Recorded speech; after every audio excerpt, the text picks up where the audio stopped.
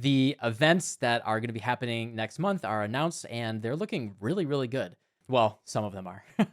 So I just wanted to quickly talk to you guys about what my plans are and my thoughts are with these events. The initial thing that is a big deal to me, because I always do these in hardcore, is there is no hardcore event. These are all in softcore plus, is what I'm calling it, because every single event is you lose 50% XP upon death. Obviously, that would be 25% before you kill Uber Katava. Losing 50% XP upon death, you're playing like softcore plus or hardcore minus, whatever you want to call it. Do note of that. I think that's a really big thing to pay attention to. But yeah, they're running 3 different events, 1 returning event and 2 brand new events. And one of them I think is really, really awesome. I'm actually incredibly excited for it. First one that they're going to be running starting on November 3rd, which is very soon. What is that? That is next Friday, actually, from time of recording. That is the Crangled passives. So what that means is, if you haven't seen that in the past, they did this, I think 2 or 3 leagues ago, and they Crangle everything. The passive skills and your ascendancy nodes even are totally changed. So a big one that they did last time, for example, is I believe Shaper of Flames right here was actually on Raider, I think, if I remember correctly. Shaper of Flames was on Raider, and there were like a bunch of trap nodes down here, and that's actually where I found the fire trap build, because I ended up playing fire trap here, and I decided to do it properly in Trade League. My thoughts on that are I don't like it. I think it's really interesting from a pure exploration perspective.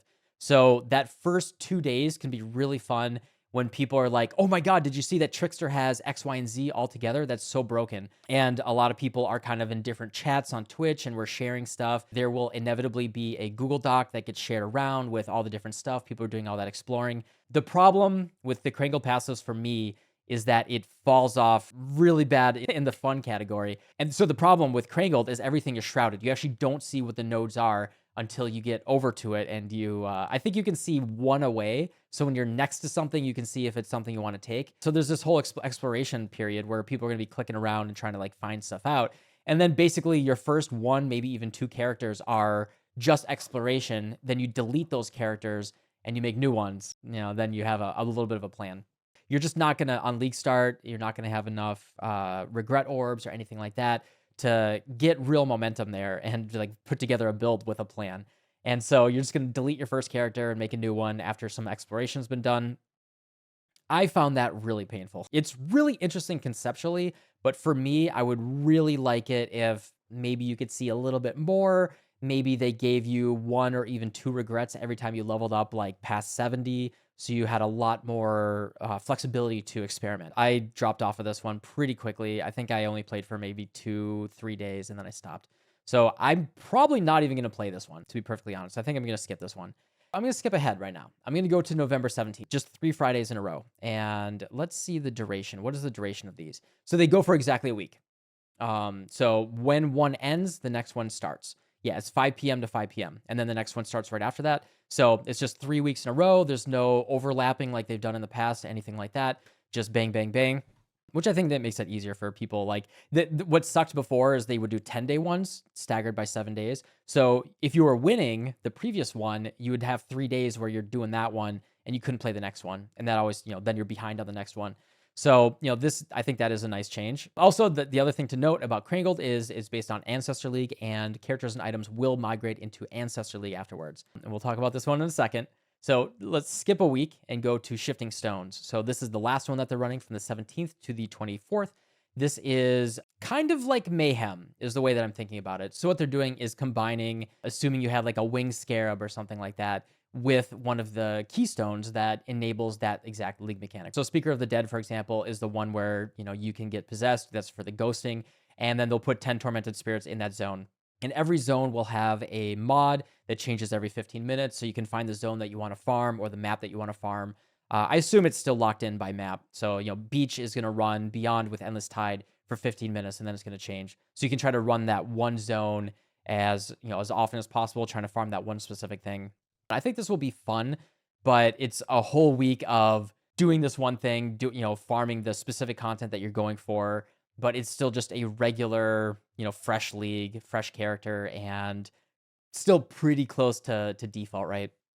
And it's also based on standard, so there's no Tota there. This one is voided, so items do not transfer, which is interesting that this one's voided and the other one is not. To me, there's nothing particularly wild or special about the Shifting Stones one.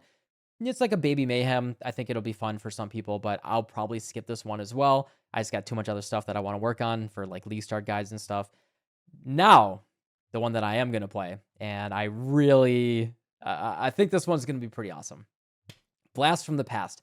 Harness the power of Sentinels and Lake of Kalandra. Now, yes, there's some groans. I hear you guys already. You don't like Lake of Kalandra, but separate, disliking the mechanic or whatever with the Lake of Kalandra jewelry.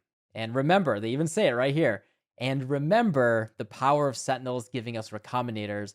And we don't even know the consequences of recombinated mods and Lake of Kalandra mirror jewelry. There might be some pretty wild stuff here. And what's really fun, this doesn't affect us non-standard players, but this is not voided. They are allowing the Recombinators and the recombinated items to go into standard. Unfortunately, it's not going into Ancestor League, so I can't play with Recombinators on my current build. If you have not played Sentinel, this is, for many people, their favorite league of all time. Sentinels were incredibly fun. It is a get more loot button, is a gigantic loot explosion. And I actually had a lot of fun breeding my Sentinels together and doing like a little Pokemon mechanics. And then not to mention Recombinators. If you haven't played with Recombinators before, you can combine certain mods that shouldn't go with certain mods. So like you can make a 6 fractured mod item, for example. Things that should not combine together, you can put together. Or the big thing that we did back in the day was we took the increased global defenses from a Grasping Male and we put that onto a Valregalia. So you could get increased global defenses on a big energy shield base, and really good for CI builds, anything like that. Really, really incredible stuff that you can do with Recombinators. Not to mention, you can get Empower as a mod on your gloves. You can get +1 power charge as a mod on your ring. Really, really crazy stuff. If you're going to play any event, this is the one to play, especially if you miss Sentinel League. Unfortunately, it's only a week. I actually would really, really like if this was longer than a week. This is 100% the one I'm going to be playing quite a bit. And then in terms of the FAQs, all platforms, there are no hardcore events, actually, which is really interesting. Like I said, we have the Softcore Plus event right here. And then there's always rewards for entering microtransactions boxes like this. And the cool thing for me is they did introduce the concept of a new type of prize here. So you can get all of these. These are all just random draw, different effects, all that type of stuff.